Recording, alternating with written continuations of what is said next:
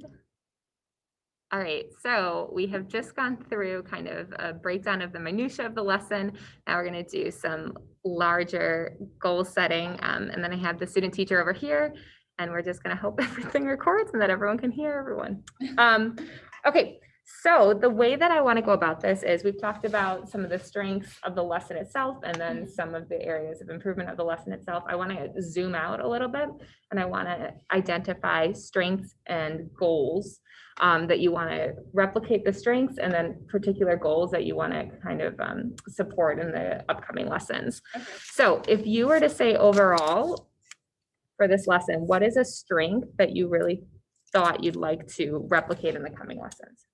I think especially since we're staying in the same novel, like humanizing the novel and like making it relatable to the students now, especially since they might not have done like good in their history class, they might not know all of the history within it. So being able to make connections with that so students like understand and have more meaning to it. Because I always had the problem in middle school of not understanding like how subjects combine with each other. Yeah, So I want to be able to do that for them. So I think continuing to do that would be good. I love that. So that's something that we talked about, and I have here like the humanizing of it. Yeah. What does that look like? How are you preparing to continue that? I read through the chapters probably like 5 times before I read them out loud to them. And I have notes in all of them on when I want to pause, and like for this one with the subjects, like that's obviously an easy connection for them if they're in school right now. So just finding things like that where I can take notes and being like, they will be relating to this. And I feel like I'm a pretty good middle schooler because I feel like everything they like, I like too. So I feel like I have this might go away when I get older, but right now I feel like I can connect with them and figure out what they want to know from the stories. So I'm going to repeat back what I'm hearing. Okay. In attempts to continue that humanization, and also you mentioned connecting between disciplines. So that sounds like it's an aspect of making the text speak to them. Is you're going to continue to read through the text multiple times and annotate for particular areas that you want to pull out. And so that speaks really well to something that I said was one of your strengths, was the sequential planning. The questions that you ask are really thoughtful in how it prepares students to do deeper thinking. So in the beginning, you had comprehension questions. It's very much like Bloom's. You do a really great job of amping it up to prepare for their bigger question.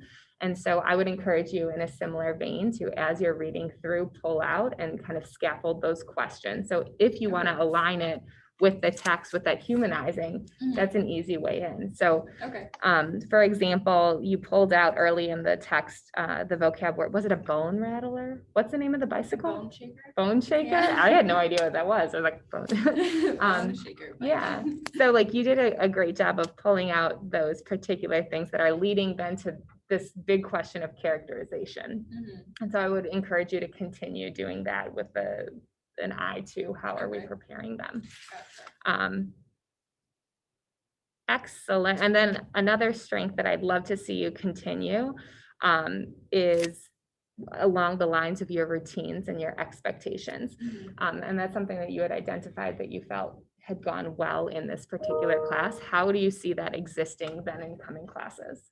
For like routines, you mean? And your expectations.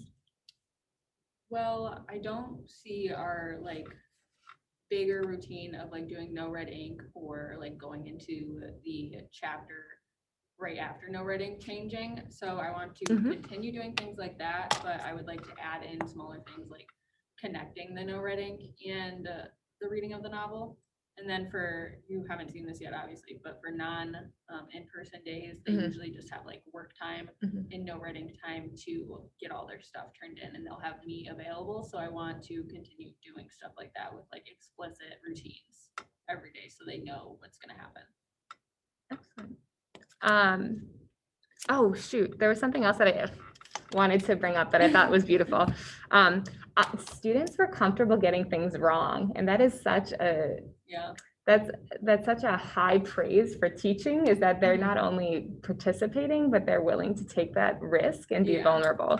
And so I wonder, And I would posit that that probably has something to do with the humanizing aspect. Like we're all in this together, we're reading this text, we're a part of this. And so there's a humanity in the reading. And I just, that has nothing to do with, well, it does have things to do, but that wasn't part of the goal setting, but I just wanted to make sure that you knew that. I thought that was wonderful. Okay, you had mentioned a few things that you wanted to improve upon. I have two things that I'd like to focus on, and I want you to pick one as well. So I want to talk a little bit about more visual reinforcement through your lesson and the teacher lift versus student lift. So I'll talk these through, and then we can set some goals about what this looks like for your next lesson. And then you can kind of identify where you want to pay specific attention.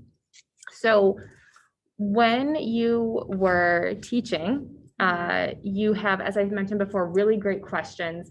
You have really thoughtful scaffolding and build up. The students didn't have an opportunity to see these questions. They were all spoken.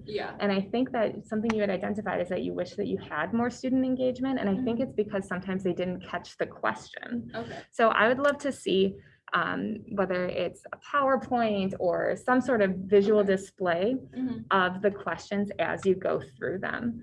And that way they hear it, they see it, and then give them a little bit of time to think about it. I know that sometimes as teachers, we're so eager and we're like, any quiet means they don't know what's going on and it's reflective of me, but no, like your wait time, give more wait time, make them like really grapple with these ideas, because some of them are pretty big. And so I would love to see those questions that you've thought so deeply about displayed as you're going through them. In a similar vein, like the steps, like I want you to 1, take out your book, 2, open up to page 94, 3, open up a Google Doc, and 4, get out a highlighter. Having those visually displayed helps students to be on task. Check things off. Yeah. So that my suggestion would be to include more visual reinforcement, because I think that that's going to solve some of the problems that you recognize were a little off. Similarly, the teacher lift versus student lift, and this isn't, teachers have this problem often, so I don't want you to feel uncomfortable about it or anything, but you at times were answering your own questions. So for example, let me pull it up. Okay. I think I know which one. Yeah, with a lot. So there you had that passage where a lot, or not a, was it a lot? Still, the word was still. The word still was repeated over and over and over. And there, in that paragraph, what you did was you told them that still was repeated. Then you asked them, what's the purpose of still being repeated? No one answered right away. And so then you said, does it mean it happened a lot or a little? And then someone said a lot. And then you said, yep, a lot, which means that it was happening all, over time. They're getting weary with it, et cetera, et cetera.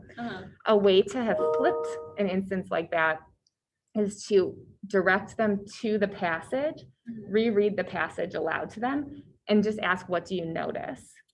If you don't get the intended response, you can repeat it by emphasizing the word still. Then you become and then you can say, what's the purpose of this repetition? And then you're even bringing in figurative language. You're giving them like, oh, this is something that authors do for a reason. It's not just he didn't have a better word than still.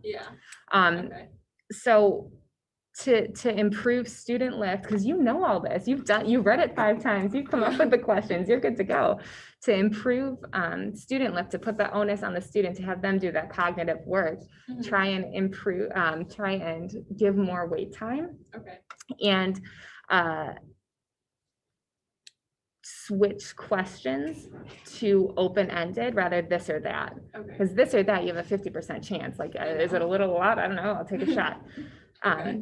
So offering, I think these all kind of go together, offering the questions on the board, giving a little bit of wait time, and then removing the question from this or that offers opportunities for students to really engage deeply in the thinking. Okay. And I mean, I keep coming back, your questions are so well crafted that you're doing a disservice by answering them yourself, you know, like sitting in them and like, oh, making them really work for that thinking.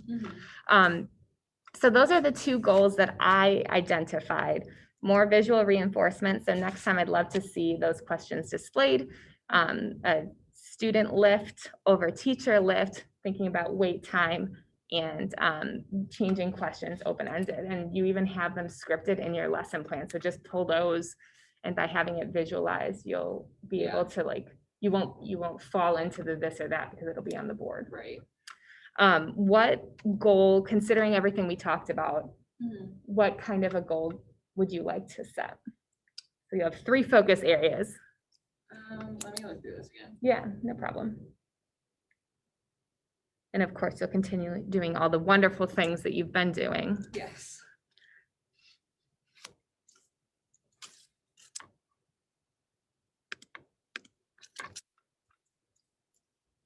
I guess something that I really want to work on anyways, like without like the creating goals is, wow, I just lost my train of thought.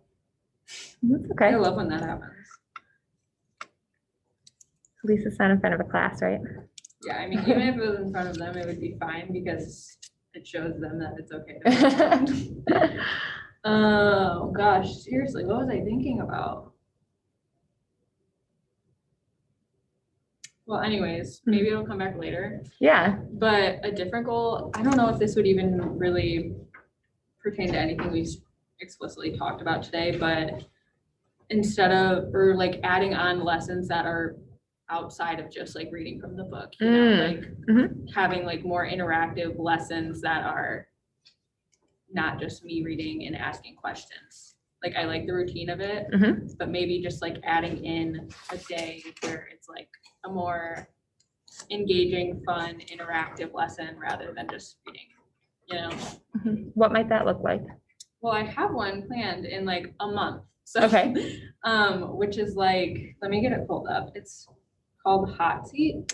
Yes. And so I'm gonna have like students pretend to be like different characters in the book, and it's when Bruno and Shmuel's like at their house like polishing silverware, and Bruno denies that he's friends with Shmuel. So I'm gonna have them pretend to be either Lieutenant Kotler, Shmuel, or Bruno, and then one student will pretend to be them, and then you'll have questions asked like, why did you lie? And stuff like that. So I think those are fun because it gives students the opportunity to like put themselves in the book and like really picture like the book actually happening rather than just like seeing it or like hearing about it, I suppose.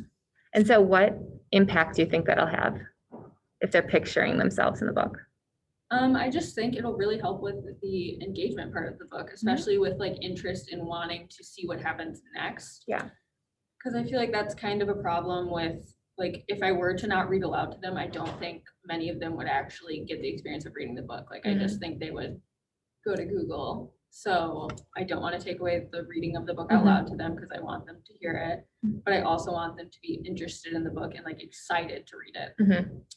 So I think that could help with like being excited about actually seeing what happens next. Yeah, I think activities like that amp up the affective, right? The emotional engagement.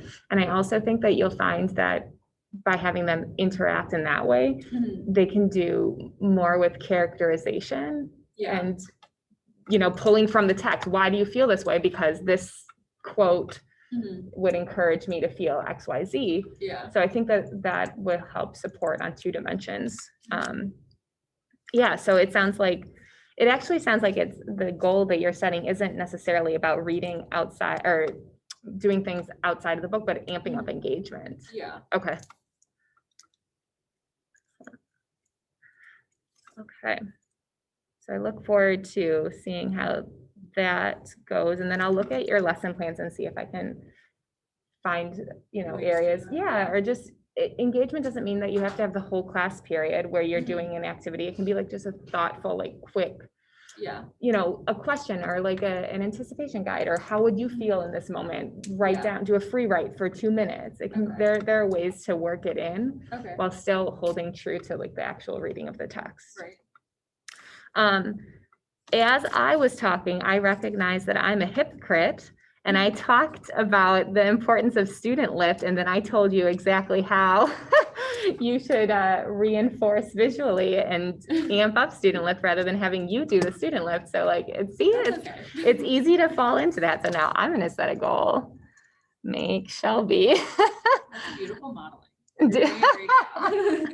Make Shelby do more of the lift. What questions do you have?